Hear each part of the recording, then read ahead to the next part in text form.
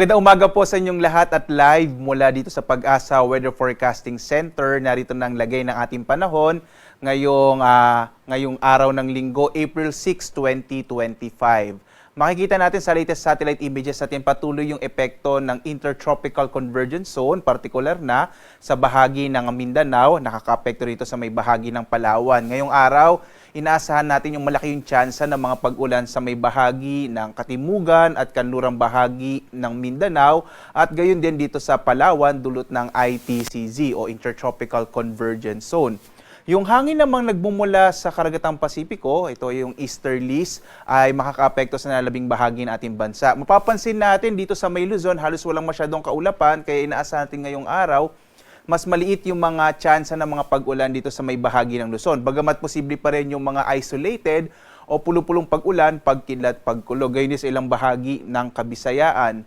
Sa kasalukuyan, base sa ating mga pinakahuling datos, wala tayong minomonitor na anumang low pressure area. Ibig sabihin, sa mga susunod na araw, malit pa rin yung chance magkaroon tayo ng bagyo.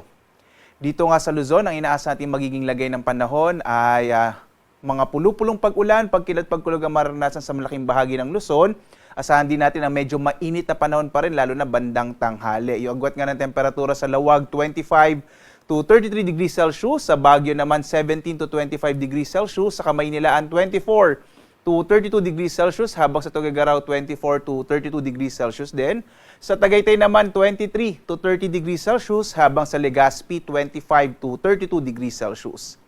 Sa bahagi naman ng Palawan, Visayas at Mindanao, inaasa natin malaking tsansa ng mga pag-ulan sa Palawan dulot ng ITCZ o Intertropical Convergence Zone. Ito yung pagsalubong ng hangin mula sa Hilaga at sa Katimugang Hating Globo o Northern and Southern Hemispheres.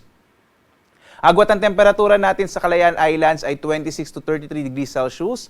Sa Puerto Princesa naman 25 to 32 degrees Celsius. Samantala sa Kabisayaan, inaasahan natin ang mga isolated o pulo-pulong pag-ulan, pagkidlat, pagkulog sa bahagi ng Visayas. Sa Iloilo 26 to 32 degrees Celsius. Sa Cebu naman 26 to 32 degrees Celsius. Habang sa Tacloban, agwat ang temperatura natin ay 25 to 32 degrees Celsius. Sa bahagi ng Mindanao kung saan nakakaapekto itong ITCZ, inaasahan natin ang malaking tsansa ng mga pag-ulan sa bahagi ng Zamboanga Peninsula, ng BARM, ng Soc-Sargen at ng Davao Region. Mag-ingat po mga kababayan natin, lalong-lalo na sa mga potensyal ng mga biglang pagbaha o flash floods at pagguho ng lupa o landslides, dulot nga nitong mga pag-ulan na dala ng ITCZ. Ang lalabing bahagi naman ng Mindanao ay makararanas ng mga isolated o pulo-pulong pag-ulan, pagkidlat, pagkulog. Agwat ang temperatura sa Zamboanga, 25 to 32 degrees Celsius. Sa Davao naman ay 24 to 32 degrees Celsius, habang sa Cagayan de Oro ay 24 to 32 degrees Celsius. Samantala, narito yung ating damang init o yung heat index, ang mga pinakamataas na heat index kahapon. Naitala natin ang pinakamataas sa Puerto Princesa, sa Palawan na sa 44.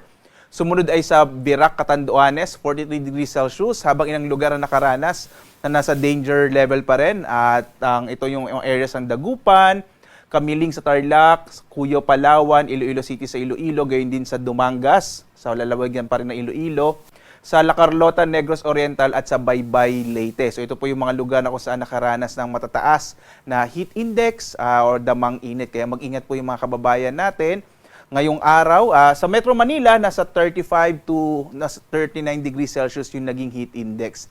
At ngayong araw, mag-ingat pa rin po dito sa may area pa rin ng Virac sa Catanduanes. At gayon din sa ilang bahagi po ng Dagupan, Puerto Princesa, Cuyo, Dumangas sa Iloilo, at La Carlota sa Negros Oriental, kung saan inaasahan natin ngayong araw ay makararanas din ng nasa danger level na heat index. Mag-ingat po tayo, iwasan po nating lumabas bandang tanghali at lagi po tayong uminom ng tubig para makaiwas tayo sa epekto ng matinding init or ng heat stress. Sa Metro Manila naman, nasa 37 to 39 degrees Celsius yung mararamdamang heat index or damang init sa araw na ito. Sa lagay naman ng ating karagatan, makikita po natin na nasa banayad hanggang katamtaman na magiging lagay ng ating karagatan. Ligtas sa pumalaot ang mga sasakyang pandagat, malilit ang mga bangka sa mga baybayin nating bansa, lalo't wala po tayong nakataas na gale warning sa anumang lugar ng ating kapuluan. Ang araw natin ay sisikat ganap na 5:48 ng umaga at lulubog, ganap na 6:09 ng gabi.